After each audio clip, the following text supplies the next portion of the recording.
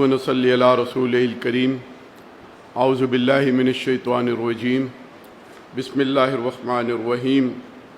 हुवल्लज़ी Arsala रसूलहु bill हुदा व दीनिल हक़ लियुज़हिरहु अलद्दीनि कुल्लिहि वलौ करिहल मुशरिकून। सदक़ल्लाहुल अज़ीम। अजीज़ भाइयों और दोस्तों, जमात इस्लामी और बाकी जमातों में क्या फ़र्क है? गुफ्तगू तो बड़ी लंबी हो सकती है, लेकिन इस पूरी गुफ्तगू को, जिसे कहते हैं ना कि दरिया को कूज़े में बंद कर दिया जाए, तो एक लफ्ज़ में अगर बयान करना चाहूँ तो वो लफ्ज़ है इस्लाम। जमात और दीगर जमातों में जो फ़र्क है वो है इस्लाम। आप ये कहेंगे कि हो सकता है जी बाकी लोग भी इस्लाम से वाबस्ता होने की बात करते हैं, उनके नामों में भी, उनकी पार्टियों के नामों में भी बाज़ औक़ात इस्लाम का लफ्ज़ झलकता है, और बाज़ पार्टियों की तकरीरों में इस्लाम का टच भी मिलता है। लेकिन जब हम ये कहते हैं कि हम में और बाकी पार्टियों में फ़र्क इस्लाम का है, तो उससे हमारी मुराद ये होती है कि वो वाला इस्लाम जो अताअत और फर्मा बरदारी के साथ वाबस्ता है।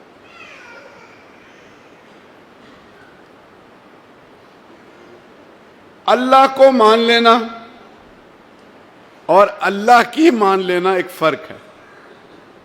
रसूल को मान लेना और रसूल की मान लेना, इसमें भी एक फ़र्क है। कुरान को मान लेना और कुरान की मानना, इसमें भी एक फ़र्क है। तो अगर मैं पूरी गुफ्तगू को बयान करना चाहूँ तो बस ये जुमले आप ज़हन में रखिए कि हमारा और उनका फ़र्क जो है वो इस्लाम वाला फ़र्क है। उनका इस्लाम कुछ और है जो सिर्फ़ अक़ीदे की हद तक है, ज़ुबान से बोलने की हद तक है। हमारा इस्लाम वो है जो असल इस्लाम है, अताअत व फरमा बरदारी वाला।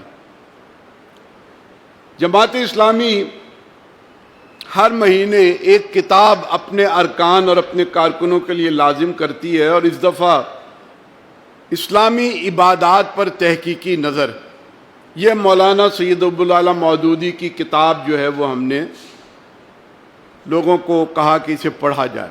अल्हम्दुलिल्लाह 20,000 से ज़्यादा ये किताबें अब तक लोग ख़रीद चुके हैं और पढ़ रहे हैं। अब इस किताब के अंदर क्या है? इस किताब के अंदर मौलाना मौदूदी ने यह लिखा है कि पूरी कायनात अताअत व फर्मा बरदारी के साथ बंधी हुई है, लगी हुई है। कोई जर्रा बराबर भी न पत्ते को, न हवा को, न पहाड़ को, न सितारे को, न सियारे को, न सूरज को, न चांद को, किसी को इस बात का इख्तियार नहीं है कि वो अल्लाह के निज़ाम से इतना सा भी इन्हिराफ करे। सब पूरी कायनात अताअत और फरमा बरदारी पे चल रही है।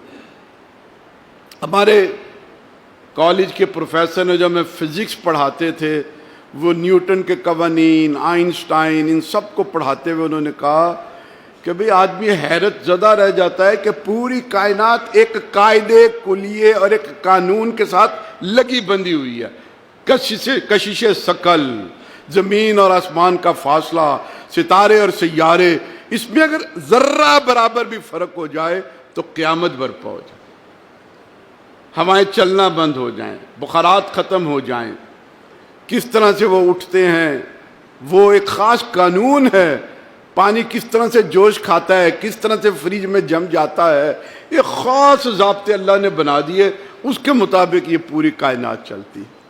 उसी फिज़िक्स के उस्ताद ने, जो तंजीम उसातिज़ा से मुताल्लिक़ था, हम बच्चों से फिर ये सवाल किया कॉलेज के अंदर कि अल्लाह ताला ने इस पूरी कायनात का जो निज़ाम बनाया हुआ है, और हर ज़र्रा छोटा हो या बड़ा वो उसके तहत है और उसके ताबे है, तो जो उसकी अशरफुल मखलूक़ात है इंसान, उसके लिए अल्लाह ने क्यों नहीं निज़ाम बनाया होगा?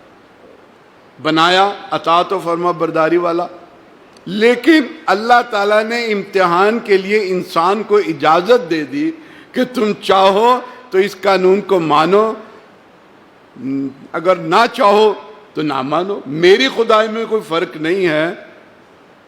کائنات کی چیز جب بھی اللہ کی اطاعت و فرما برداری سے ذرہ برابر انحراف کرے گی تو قیامت آ جائے گی. انسان چھوٹا نہیں بڑے بڑے انحراف کرتا ہے لیکن قیامت نہیں آتی. اللہ نے قیامت کو ایک مخصوص وقت کے لیے انسان کے لیے مختص کر دیا, اس کو اختیار دے دیا, اور اس اختیار کا انجام جو ہے وہ قیامت ہے. اس دن فیصلہ ہوگا. جس نے اطاعت و فرما برداری سے انحراف کیا وہ جہنم میں ڈالا جائے گا, اور جس نے اطاعت و فرما برداری کا ساتھ دیا اسے انعام کے طور پہ ہمیشہ کے لیے جنت کا ٹھکانہ فراہم کر دیا جائے. جب آدمی اس چیز کو دیکھتا ہے جو جماعت کی کتابوں میں تقریروں میں موجود ہے, خطبات, دینیات, اسلامی عبادات پر تحقیقی نظر, تو سچی بات یہ ہے کہ ان چیزوں کو پڑھنے کے بعد, سمجھنے کے بعد آدمی کے دل و دماغ کے اندر ایک نیا جذبہ پھوٹتا ہے. کلمہ پڑھنا, نماز پڑھنا ایک خاص طریقے کے مطابق, اللہ تعالیٰ کی عبادات, یہ پوجا پاٹ, پرستی, یہ ساری چیزیں, لیکن جب وہ یہ سمجھ لیتا ہے کہ اطاعت و فرما برداری والے نظام کے ساتھ میں وابستہ ہوں, تو پیدائشی اسلام حقیقی اسلام میں تبدیل ہو جاتا ہے. بائی چانس ہم مسلمان گھرانے میں پیدا ہو گئے, لیکن جب ہم ان ساری چیزوں کو سمجھتے ہیں تو پھر بائی چوائس مسلمان ہو جاتے ہیں. ایک جذبہ اندر سے پھر پیدا ہوتا ہے, اللہ کا خوف, ڈر, جنت کی طلب, یہ ساری چیزیں تازہ ہونی شروع ہو جاتی. دل مطمئن ہوتا ہے. جماعت اسلامی یہ سمجھتی ہے کہ اسلام کو سمجھانے کے لیے محض طوطے کی طرح کچھ چیزیں رٹا دینا کافی نہیں. اس سے بہتر یہ ہے کہ جماعت کے عقائد, اسلام کے عقائد, اسلام کی نظام عبادات, نماز, روزہ, زکوٰۃ اور حج, اس کو بتایا جائے کہ یہ کیوں ضروری ہے. یہ ایک سمجھ اور فہم, یہ صرف جسم کی آنکھیں نہیں کھولتی, یہ دل کی آنکھیں کھولتی. جب یہ پتہ لگ جاتا ہے کہ اللہ کو ماننے والے اللہ کی کیسے مانیں گے, قرآن کو ماننے والے قرآن کی کیسے مانیں گے, رسول کو ماننے والے رسول کی کیسے مانیں گے اور کیوں ضروری ہے, تو تب پھر نو مسلموں والے جذبات پیدا ہوتے ہیں. تو گویا اب تک کی گفتگو میں نے آپ سے یہ عرض کرنے کی کوشش کی کہ جماعت اسلامی اور باقی جماعتوں میں فرق ہے اسلام کا, اور وہ فرق ہے کہ اطاعت و فرما برداری والا اسلام صرف زبان سے بیان کرنے والا نہیں, کلمہ پڑھنے والا نہیں, نعرے لگانے والا نہیں, اسلام کی ٹچ لگا کے لوگوں کو اپنی طرف متوجہ کرنے والا نہیں. بڑے بڑے لوگ آتے ہیں, مطالبہ کرتے ہیں مدینے کی ریاست بنائیں گے, اطاعت و فرما برداری کے امتحان میں ناکام آپ بھی اور ان کے ہم خیال بھی اور ان کے ساتھ چلنے والے. اللہ کے رسول نے کیا کیا تھا صلی اللہ علیہ وآلہ وسلم؟ صرف کلمہ نہیں پڑھایا تھا, سمجھایا تھا, اور جن لوگوں کو سمجھ میں آ گئی پھر انہوں نے آزمائشوں کو مقابلہ کیا. یتلو علیہم آیاتہ ویزکیہم ویعلمہم الکتاب والحکمہ. اللہ کے پیارے رسول صلی اللہ علیہ وآلہ وسلم نے صرف قرآن کی آیات کی تلاوت نہیں کی, یتلو علیہم آیاتہ ویزکیہم, ان کے مطابق تزکیہ کیا, اس کے مطابق تربیت کی. آیات کو ماننے والوں کو کہا اب آیات کی ماننا شروع کرو, جو کچھ کہا گیا اس پر عمل کرو, اس کی اطاعت کرو. اگر ایک لفظ کے بجائے اگر اس امتیاز کو 2 لفظوں میں بیان کرنا چاہوں تو میں یہ کہوں گا کہ باقی جماعتوں اور جماعت اسلامی میں فرق یہ ہے کہ ہم اسلامی نظام کے علم بردار ہیں، اسلامی نظام کے علم بردار ہیں۔ وہ نظام جو مسجد، ممبر و محراب سے لے کر عدالت، قانون، معیشت، معاشرت، سیاست اور اقتدار تک ان تمام چیزوں کا احاطہ کرے، وہ اسلامی نظام۔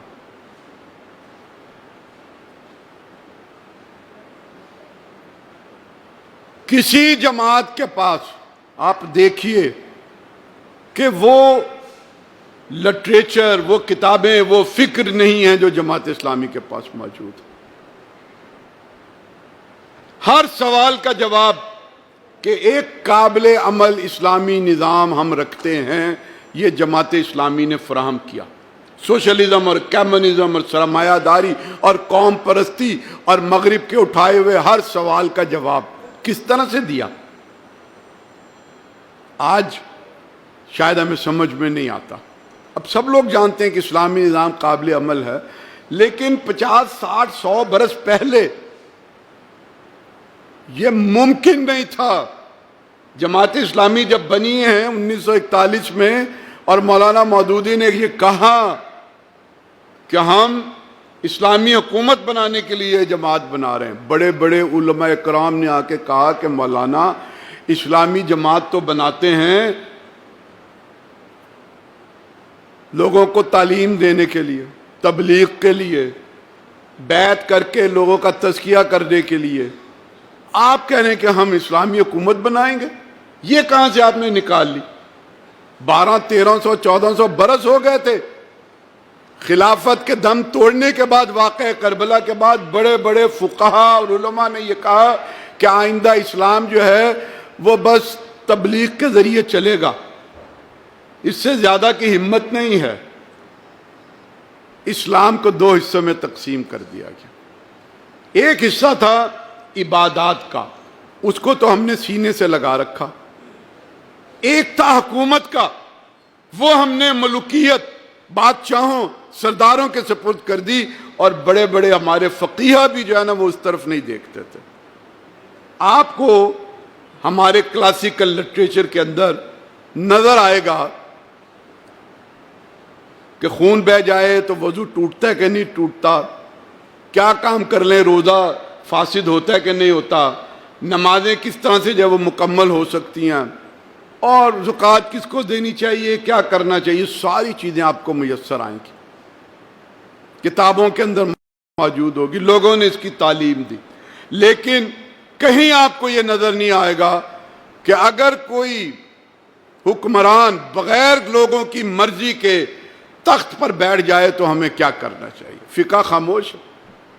وہ لوگوں کے اوپر غلط سزائیں دیں تو لوگوں کو کیا کرنا چاہیے۔ وہ غلط ٹیکس لگائے بجلی کے، پانی کے بلوں پہ، تو فقہ کیا کہتی ہے، کہیں آپ کو نظر نہیں آئے۔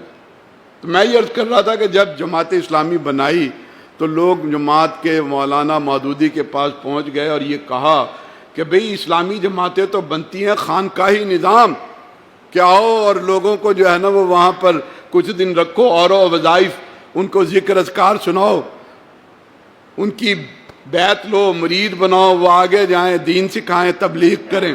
یہ آپ اسلامی حکومت بنانے کی کہاں سے بات کر رہے ہیں؟ تو مولانا مودودی نے کہا کہ قرآن کے اندر تم نے یہ نہیں دیکھتے وَمَن لَّمْ يَحْكُم بِمَا أَنزَلَ اللَّهُ فَأُولَٰئِكَ هُمُ الْكَافِرُونَ هُمُ الظَّالِمُونَ هُمُ الْفَاسِقُونَ۔ یہ آیات کس لیے ہیں کہ اللہ کی بتائی ہوئی ہدایت کے مطابق اگر کوئی حکومت نہیں کرتا، فیصلے نہیں کرتا، تو وہ ظالم ہے، وہ کافر ہیں، وہ فاسق۔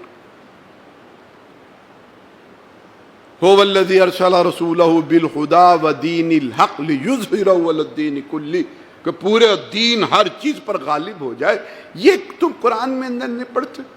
کہنے لگے جی یہ تو ممکن نہیں ہے، پورا بر صغیر جو ہے وہ ہندوؤں سے بھرا پڑا ہے، انگریز کی حکمرانی ہے، اس معاملے میں آپ کہتے ہیں اسلامی حکومت، یہ کہاں سے بنے گی؟ مولانا مودودی نے کہا کہ بھائی بنے یا نہ بنے، جب قرآن کو ہم مانتے ہیں اور قرآن میں یہ لکھا ہوا ہے تو پھر اس کی اطاعت و فرما برداری کرو، ہو یا نہ ہو، یہ اللہ پہ چھوڑو۔ کوئی امکان نہیں تھا، لیکن امکان پیدا ہو گیا۔ تو اسلامی نظام پاکستان بننے کے بعد جماعت اسلامی نے ایک تحریک چلائی کہ پاکستان کے آئین اور قانون کو اسلامی ہونا چاہیے۔ پاکستان کے بڑے نامور وکیل تھے اے کے بروہی، انہوں نے بیان دیا۔ کیا بیان دیا؟ انہوں نے کہا ایک جماعت کیا وہ یہ کہہ رہی ہے کہ پاکستان کے دستور کو اسلامی ہونا چاہیے، تو دستور کا تو اسلام سے کوئی وابستہ نہیں ہے۔ ایک آدمی تو مسلمان، کافر، عیسائی، یہودی ہو سکتا ہے، کوئی ملک، کوئی آئین، کوئی دستور، کوئی قانون وہ کیسے اسلامی اور غیر اسلامی ہو؟ یہ تو بڑی ہوائی بات کر رہے ہیں۔ یہ ایسے لوگ ہیں کل کو یہ کہیں گے اسلامی گائے ہونی چاہیے، اسلامی شلوار ہونی چاہیے، اسلامی قمیض ہونی چاہیے۔ یہ اے کے بروہی کے الفاظ تھے، جس نے قانون کو اس کی جڑوں سے سمجھ رکھا تھا۔ اب مولانا مودودی کے کچھ چلتی پھرتی کتابیں کارکن اس تک پہنچے اور اسے جماعت کا لٹریچر دیا، جماعت کی دعوت پہنچائی۔ اب دیکھیے کہ ہماری ایک کتاب جماعت کی، کیا زبردست نام ہے، سنت کی آئینی حیثیت۔ آئین آئین لوگ یہ سمجھتے تھے کہ سنت کا تعلق جو ہے وہ ٹوپی کے ساتھ ہے، وہ قمیض شلوار کے ساتھ ہے، وہ کچھ اور چیزوں کے ساتھ ہے۔ اب مولانا مودودی نے جو کتاب لکھ دی سنت کی آئینی حیثیت، وہ ساری لٹریچر پڑھنے کے بعد اے کے بروہی نے پھر جو اپنے خیالات بدلے اور اس نے ایک تقریر میں یہ کہا کہ میں نے قانون کو ان کی جڑوں سے سمجھ رکھا تھا، ہر چیز سے واقف تھا، لیکن مولانا مودودی کے لٹریچر نے مجھے یہ یقین دلا دیا کہ اسلام نہ صرف ایک انسان کی ہدایت اور رہنمائی کرتا ہے، بلکہ وہ ایک ملک، ایک آئین، ایک قانون، ایک دستور کی بھی تا قیامت رہنمائی کرتا ہے۔ اور وہ مان گیا کہ ہاں کسی ملک کا بھی دستور جو ہے وہ اسلامی ہونا چاہیے اور مسلمانوں کا خاص طور پر ہونا چاہیے۔ آج جو اسلامی نظام کے نعرے اور باتیں کی جاتی ہیں، اس دور کے اندر یہ بہت بڑا سوال تھا کہ یہ 1400 سال پرانا اسلامی نظام ہے، آج قابل عمل نہیں ہے، کہاں سے ہوگا، کیا ہوگا؟ آئین، دستور، یہ ادارے پہلے نہیں ہوا کرتے تھے، اب آپ ان اداروں میں آپ کیا کام کر رہے ہیں؟ لیکن ہماری دعوت نے اس چیز کو پوری طرح سے نہ صرف بیان کیا، ثابت کر دکھایا۔ اب دنیا کے کسی گوشے میں اسلامی نظام کے اوپر کوئی تنقید اور سوال نہیں، چاہے وہ اسلامی بینکنگ ہو، ضبط ولادت ہو، وہ کوئی اور زکوٰۃ کا نظام ہو، وہ عدالتی فیصلے ہوں، ہر چیز لوگ کہتے ہیں کہ نہیں، بات تو بالکل درست ہے۔ اعتراض، شک، شبہ یہ ختم ہو گیا، اور یہ سارا کام اس جماعت اسلامی کی دعوت نے کیا۔ اس لیے اسلامی نظام، اگر ہم اپنے اس فرق کو کچھ اور لفظوں میں بیان کرنا چاہیں، میں نے عرض کیا تھا کہ ایک لفظ ہے، اگر ایک لفظ میں بیان کریں گے تو اسلام، دو لفظوں میں بیان کرنا چاہیں تو اسلامی نظام، اور اگر ایک جملے میں بیان کرنا چاہیں کہ جماعت اسلامی اور باقی جماعتوں میں فرق ہے کہ اسلامی نظام قائم کرو نہیں، اسلامی نظام قائم کریں گے۔ کرو ایک مطالبہ ہے، اسلامی نظام قائم کریں گے۔ جماعت اسلامی کی جو دعوت تھی، بندگی رب، اطاعت رسول، تناقض، منافقت کا خاتمہ اور زمام کار کی تبدیلی، اقتدار اور اختیار جہاں کہیں بھی ہے وہ اللہ اور اس کے رسول کے باغیوں سے چھین کر اطاعت و فرما برداری کرنے والوں کے ہاتھوں میں تھما دیا جائے تاکہ زندگی کی گاڑی خوش اسلوبی کے ساتھ اللہ کی ہدایت کے مطابق چل سکے۔ یہ کسی اور کے پاس یہ فرق نہیں ہے جو جماعت اسلامی کے پاس فرق ہے۔ کچھ لوگ ہوں گے جو ان چیزوں کی تبلیغ کر سکتے ہیں، چاہے وہ اسلام ہو یا اسلامی نظام، وہ تبلیغ کرتے ہیں۔ ہم تبلیغ سے اگلا قدم کرتے ہیں۔ تبلیغ سے مراد یہ ہے کہ کچھ چیزوں کے اوصاف بیان کرنا، ان کے اجر و ثواب بیان کرنا، لوگوں کو قائل کرنا۔ تبلیغ سے اگلا قدم ہے تنفیذ، نافذ کرنا۔ دعوت کو لے کر اٹھو اور پوری دنیا پر چھا جاؤ۔ تبلیغ سے اگلا قدم ہے تنفیذ، جس کے لیے جماعت اسلامی جد و جہد کرتی ہے۔ غیر اسلامی امر بالمعروف نہیں عن المنکر، معروف کی تبلیغ نہیں تنفیذ۔ معروف کے بعد آ جاتا ہے منکر، منکرات، ان کی صرف مخالفت نہیں بلکہ مزاحمت۔ یہ جماعت اسلامی کا فرق ہے۔ کچھ لوگ صرف مخالفت کریں گے، جماعت اسلامی مخالفت کے دائرے سے نکل کر مزاحمت کے راستے پر چلتی ہے، اور اس مزاحمت کے راستے پر پھر وہ قید و بند کی صعوبتیں بھی برداشت کرتی ہے، پھانسیوں کے پھندے بھی برداشت کرتی ہے، اور بھی ان ساری چیزوں کو لے کر چلتی ہے۔ تو میرے بھائی اور دوستو، خاص طور پہ وہ ہمارے بھائی جو جماعت اسلامی کے بہت پہلی دفعہ اس پروگرام میں آئے ہیں اور جماعت اسلامی سے نئے وابستہ ہوئے ہیں، ان سب سے یہ عرض کرنا چاہوں گا کہ یہ 3 امتیازات میں نے آپ کے سامنے رکھے ہیں۔ ان کو اگر آپ سامنے رکھیں گے تو پھر آپ کو پتہ لگے گا کہ جماعت اسلامی فکری طور پر ہی باقی پارٹیوں سے مختلف نہیں ہے، تنظیمی طور پر بھی مختلف ہے۔ فکر جب مختلف ہوگی تو تنظیم بھی مختلف ہوگی۔ ہماری تنظیم کیسے مختلف ہے؟ باقی پارٹیاں چلتی ہیں کس کے اوپر؟ وراثتوں پر، وصیتوں پر۔ بے نظیر نے وصیت کر دی، وراثتوں میں تقسیم ہونی شروع ہو گئی، باپ کے بعد بیٹا۔ میں نام نہیں لیتا، آپ کو سب پتہ ہے۔ جماعت اسلامی ان چیزوں کو بلیو نہیں کرتی۔ مولانا مودودی، میاں طفیل محمد صاحب، قاضی حسین احمد صاحب، منور حسن صاحب، سراج الحق صاحب، اور آج حافظ نعیم الرحمن۔ دنیا میں آپ کو ایسی کوئی مثال نہیں ملے گی کہ کوئی ایک پارٹی کھڑی ہو، اوپر سے لے کے نیچے تک اس کی عمارتیں ہمیشہ تبدیل ہو جاتی ہوں، اور کبھی کوئی انتشار اور گروپنگ اور لیگ پولنگ کبھی کوئی نہیں ہو۔ یونین کونسل کے امیر سے لے کر، زون اور ضلع کے امیر سے لے کر، صوبے اور حلقے کے امیر سے لے کر امیر جماعت تک تبدیل ہوتے رہتے ہیں۔ کبھی کوئی انتشار نہیں آیا، کبھی کوئی فرق نہیں آیا۔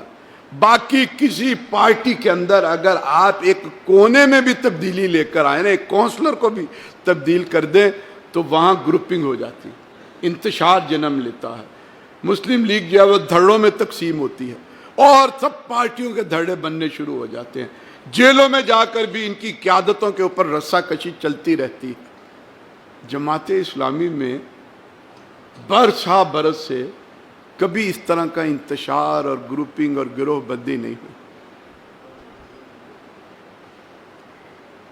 یہ سب تمہارا کرم ہے آقا کہ بات اب تک بنی ہوئی ہے۔ کچھ لوگ یہ کہہ سکتے ہیں کہ وہ بھی باقی بڑا ووٹ بینک رکھتی ہے اور جماعت کا ووٹ بینک بڑا کم ہے۔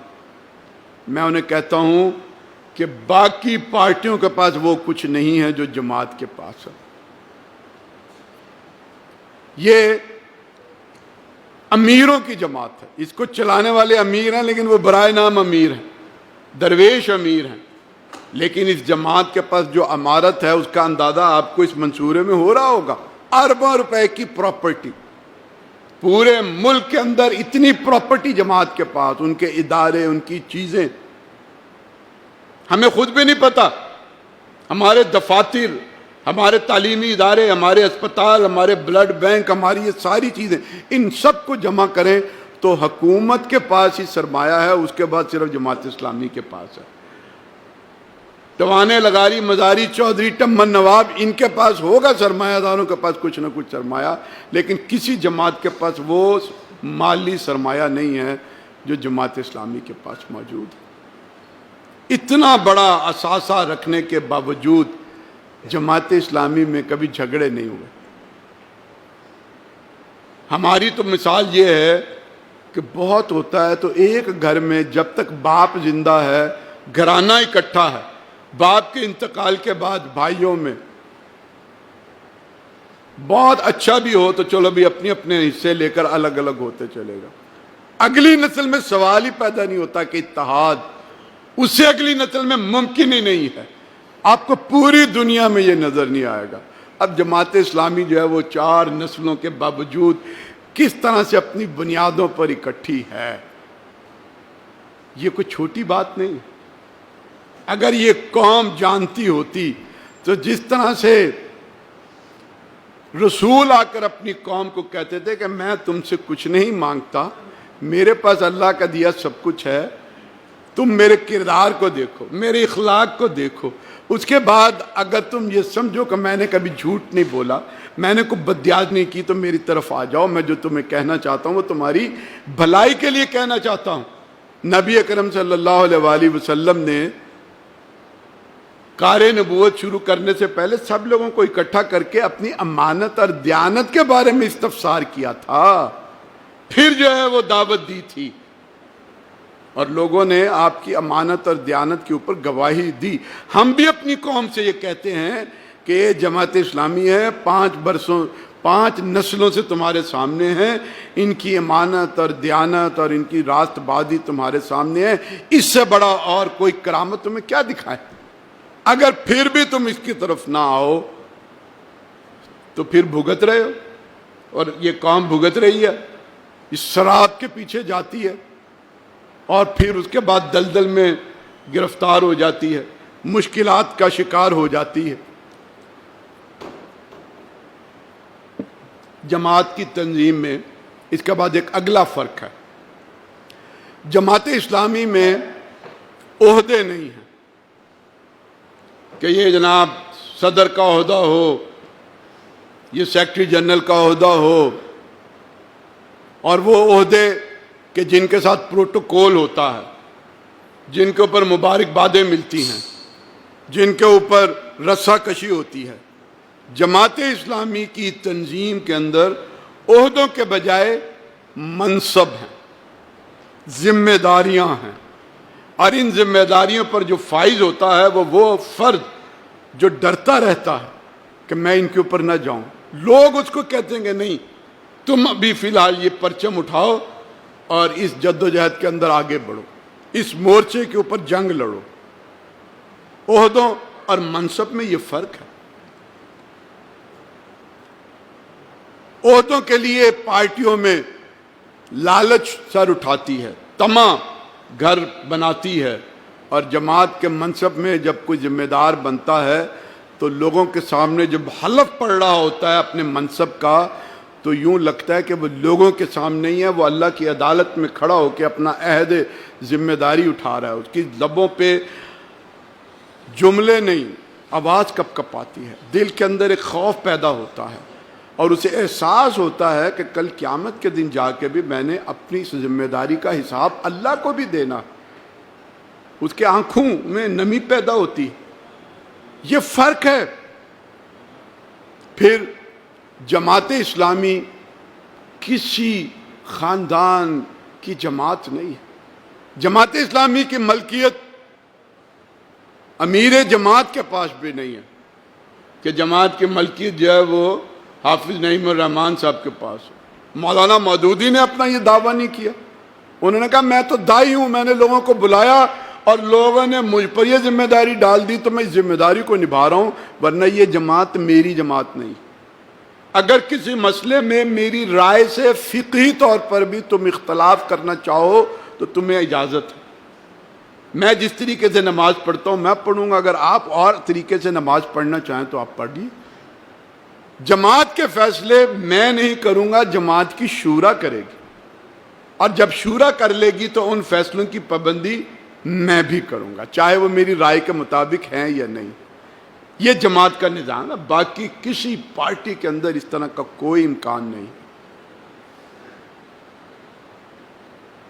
جماعت کی ملکیت نہ کسی امیر جماعت کے پاس ہے، نہ کسی خاندان کے پاس ہے۔ جماعت کی ملکیت ارکان جماعت کے پاس ہے۔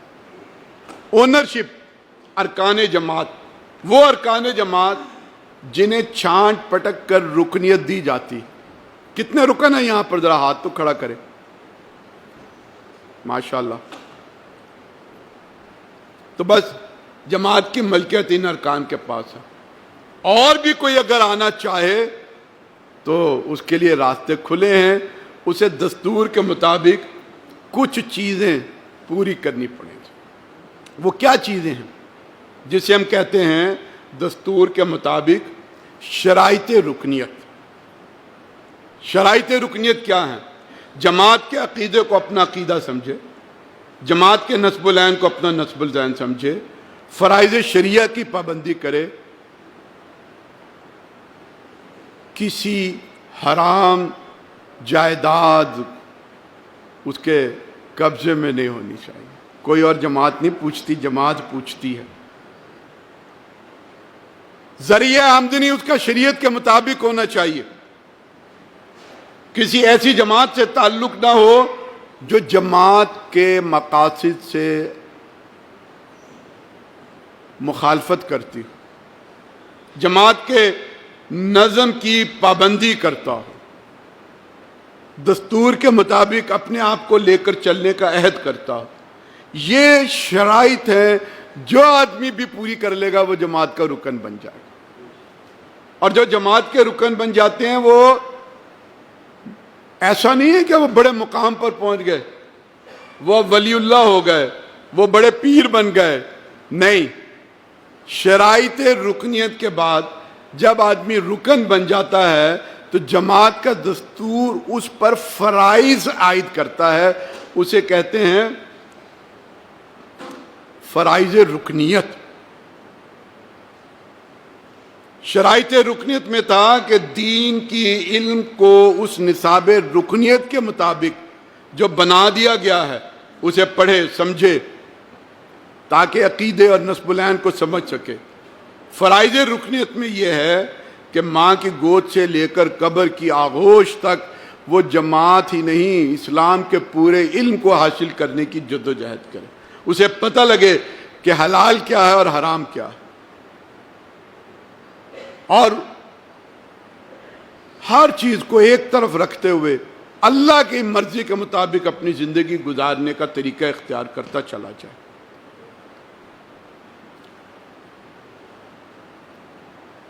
جماعت اسلامی اور باقی جماعتوں کے اندر ایک اور فرق ہے، وہ مزاج کا فرق ہے۔ باقی پارٹیاں چلتی ہیں، بھٹو آ گیا تو بھٹو کا مزاج چلے گا۔ پی ٹی آئی کے اندر دیکھ لیں، پی ٹی آئی کے اپنے لوگ کہتے ہیں یار خان صاحب بات نہیں سنتے، وہ جیل میں ہوں یا باہر ہوں، بس وہ اپنے مزاج کے مطابق چلتے ہیں، کچھ سمجھ نہیں آتی، ہم انہیں کہتے رہتے ہیں کہ یہ کرو اور یہ نہ کرو، بس وہ مانتے نہیں ہیں، وہ اپنے مزاج کے مطابق چل رہے ہیں۔ ہر جگہ پہ پارٹیوں میں رہنے والے بھی یہ کہتے ہیں کہ ہم کیا کریں۔ جماعت اسلامی جو ہے وہ کسی ذاتی مزاج کے مطابق نہیں ہے، ہم کہتے ہیں تحریکی مزاج کے مطابق جماعت کو چلانے کی کوشش کریں۔ تحریکی مزاج کیا ہے؟ اگر مختصر طور پہ بیان کرنا چاہوں تو وہ یہ ہے، تحریکی مزاج جو محترم ہمارے لٹریچرز کے اندر موجود ہے، احادیث کے اندر موجود ہے، نبی اکرم صلی اللہ علیہ وآلہ وسلم نے فرمایا جسے دیکھ کر تمہیں خدا یاد آئے، جسے سن کر تمہارے عمل میں اضافہ ہو، اور جس کا عمل آخرت یاد دلوائے، بس یہ تحریکی مزاج ہے۔ کہ کہتے ہیں کہ ایسی کشش پیدا ہو، مولانا مودودی کہتے ہیں کہ ہمیں صرف نیک نام لوگ نہیں چاہیے، اچھا نمازی ہے، اچھا آدمی ہے، اپنے کام سے کام رکھتا ہے، نہیں، کشش پیدا ہو لوگ اس کی طرف کھینچتے چلے آئیں، وہ اکیلا ہی نہ مسجدوں میں جانا پڑے، وہ اپنے گھر کو، اپنے محلے کو، اپنے علاقے کو، جہاں جہاں دفاتر اس کی پہنچ ہے، ان سب جگہوں پہ وہ ایک چلتا پھرتا اسلام بن جائے، چلتا پھرتا اسلام بن جائے۔ تحریکی مزاج یہ ہے کہ جسے دیکھ کر خدا یاد آئے، جس کو سن کر عمل میں اضافہ ہو، اور جس کا عمل آخرت یاد کروا دے، اور یہ چلتا پھرتا اسلام ہے۔ اس کے مطابق جماعت اسلامی جو ہے وہ چلانے کی کوشش کرتی ہے۔ یہ وہ چیز ہے جو اے کے بروہی نے اپنی کتاب میں لکھی۔ اس نے کہا، جب وہ پہلے تو جماعت کا مخالف تھا، پھر جماعت کے قریب آیا، لٹریچر پڑھا، اور پھر جب بھی مولانا مودودی پر حکومت مقدمے قائم کرتی تھی، جماعت اسلامی کو خلاف قانون قرار دیتی تھی، تو وہ مفت میں عدالتوں میں پیش ہوتا تھا۔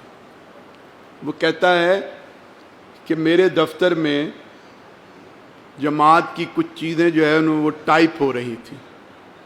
وہ وکیل کہتے ہیں کہ ایفیڈیوٹ دے دو، تو میں نے ایک جماعت کے کارکن کو کہا کہ تم ایفیڈیوٹ بنا لو، یہ ہے۔ تو اس نے کہا یہ ایفیڈیوٹ ہے تو ٹھیک، لیکن میں نے تو نہیں دیکھا ہوا، میں تو یہ نہیں دوں گا، یہ اس آدمی کو دو جس نے یہ چیز دیکھی ہوئی ہے۔ وکیلوں میں، عدالتوں میں یہ عام روٹین ہے کہ یار ٹھیک ہے یا غلط ہے، ایفیڈیوٹ دو، انگوٹھے لگاؤ اور عدالتوں میں جمع کروا دو۔ وقوع ٹھیک تھا۔ اب وہ پہلی دفعہ اے کے بروہی کو اس بات سے باز پرس یعنی سامنا ہوا، تو اس کو ایک دم سے احساس ہوا کہ جس چیز کو ہم حق حلال سمجھتے تھے، جماعت کا ایک عام کارکن جو وکیل نہیں ہے، جس نے وکالت نہیں پڑھی ہوئی، وہ بھی اس کو سمجھ رہا ہے کہ یہ ٹھیک نہیں ہے بات۔ وہ ایسے ہی ہے کہ کل 10 بجے میں وہاں پر گیا اور ہمارا جو ہے وہ جماعت کا دفتر کھلا ہوا تھا، کل 10 بجے جماعت کا دفتر کھلا ہوا تھا، اور وہ ایفیڈیوٹ دینے میں وکیل یہ سمجھتے تھے کہ کوئی حرج نہیں ہے، اور وہ آدمی کہہ رہا ہے کہ نہیں کل تو میں وہاں پر نہیں گیا تھا، بات سچی تھی۔ اس نے کہا میں ایک ایسا کارکن لے کر آتا ہوں کہ جو واقعی اتنے بجے گیا تھا، میں گواہی سے نہیں ڈرتا۔ پھر وہ کہنے لگے کہ میرے دفتر کے ٹیلی فون پر ایک فون بجا، میرے منشی نے سنا، کسی کے گھر سے فون تھا، اور اس کی اہلیہ نے یہ کہا کہ میرا میاں جو ہے وہ یہاں پر آیا ہوا ہے، اور اسے کہیں کہ بیٹی کی طبیعت ٹھیک نہیں ہے، وہ گھر آ جائے۔ اب وہ جس کو بلایا تھا وہ لکھ رہا تھا۔ اس دور کے اندر ریٹ پٹیشن میں فوٹو کاپیاں لگا کر جو ہے وہ عدالتوں میں دینی پڑتی ہیں، 4 5 سیٹ دینے پڑتے ہیں، ابھی بھی ہے۔ تو جماعت کا جب کوئی ریٹ پٹیشن تیار ہوتی تھی تو کوئی فوٹو کاپیئر والا اس کو فوٹو کاپی نہیں کرواتے تھے کہ پولیس آ جائے گی، ہم نہیں کر سکتے، کوئی چھاپنے کے لیے تیار نہیں ہوتا تھا۔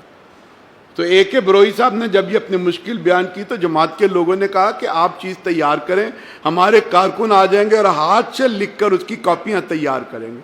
تو 8-10 کارکن بیٹھے ہوئے وہ کاپیاں تیار کر رہے تھے۔ تو وہ انہی کارکنوں میں سے کسی کے گھر سے یہ فون آیا، تو اس نے جواب یہ دیا کہ میرے گھر والوں کو بتا دو کہ میں ایک دین کا کام کر رہا ہوں، میں اگر آ بھی جاؤں گا تو ڈاکٹر تو نہیں ہوں، تو وہ بس اب یہ ہاسپٹل لے جائے اور اللہ تعالیٰ انشاءاللہ اس کو صحت اور عافیت عطا فرمائیں گے۔ جو میں کام کر رہا ہوں وہ کوئی اور اس وقت نہیں کر سکتا، اور جو میرے بیٹے کو اسپتال لے جانے والا معاملہ ہے اس کو کچھ اور لوگ لے جائیں گے۔ اب اے کے بروہی صاحب کہتے ہیں کہ میں نے مولانا مودودی کے قلم اور کرتاز سے جتنا متاثر ہوا تھا اس سے زیادہ چلتی پھرتی ان کتابوں سے متاثر ہوا۔